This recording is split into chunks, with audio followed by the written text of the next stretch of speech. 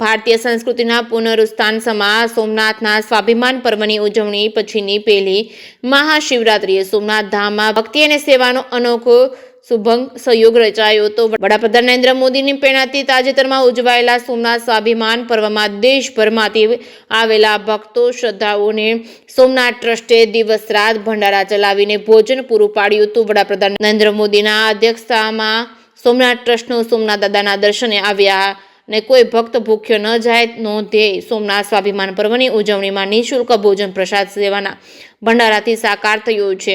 મુખ્યમંત્રી ભૂપેન્દ્ર પટેલની ઉપસ્થિતિમાં સોમનાથ ટ્રસ્ટ દ્વારા ગીર સોમનાથ જિલ્લાના વહીવટી તંત્રને ભંડારાના રાશન પેટે 1.08 કરોડના ખર્ચે ચેક અર્પણ કરવામાં આવ્યો હતો। વડાપ્રધાન નરેન્દ્ર મોદીના નેતૃત્વમાં ભારતીય સંસ્કૃતિના પુનરુત્થાન સમા સોમનાથ સ્વાભિમાન પર્વની તાજેતરની ભવ્ય ઉજવણી પછી પ્રથમ મહાશિવરાત્રિએ ભક્તિ અને સેવાનો અનોખો શુભંગ સહયોગ રચાયો છે।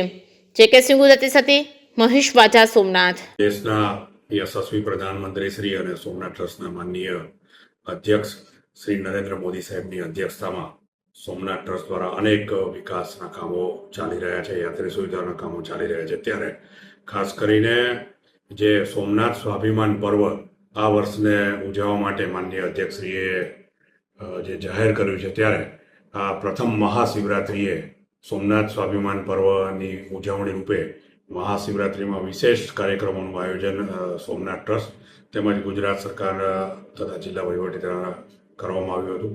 ખાસ કરીને સોમનાથ સ્વાભિમાન પર્વ દરમિયાન જે ભક્તો દેશભરમાંથી ભગવાન સોમનાથના દર્શનાર્થે આવ્યા હતા તેમને ભોજનની વ્યવસ્થા ટ્રસ્ટ દ્વારા વહીવટી તંત્રને સોંપવામાં આવી હતી અને વહીવટી તંત્ર દ્વારા જેટલા લોકો દર્શનાર્થે આવ્યા હતા તેમને સારી રીતે અલગ અલગ જગ્યાએ ભંડારાની વ્યવસ્થા કરી અને ભોજન પીરસવામાં આવ્યું હતું।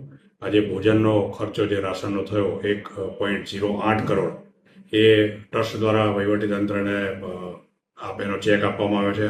જ્યારે મહાશિવરાત્રિએ ગુજરાત રાજ્યના માનનીય મુખ્યમંત્રી શ્રી પધાર્યા ત્યારે એમની ઉપસ્થિતિમાં આજે ટ્રસ્ટ દ્વારા આ ચેક અર્પણ કરવામાં આવ્યો હતો।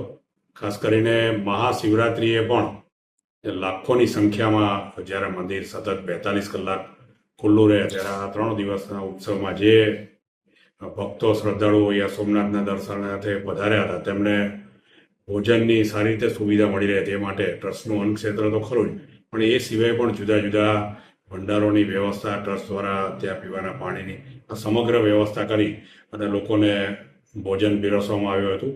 અને ટ્રસ્ટ દ્વારા ખરેખર સોમનાથમાં જે દર્શનાર્થીઓ આવે અને કોઈ ભૂખ્યું ન રહે, પોતે ભગવાન સોમનાથજીનો પ્રસાદ લઈને જાય એવી વ્યવસ્થા ટ્રસ્ટ દ્વારા કરવામાં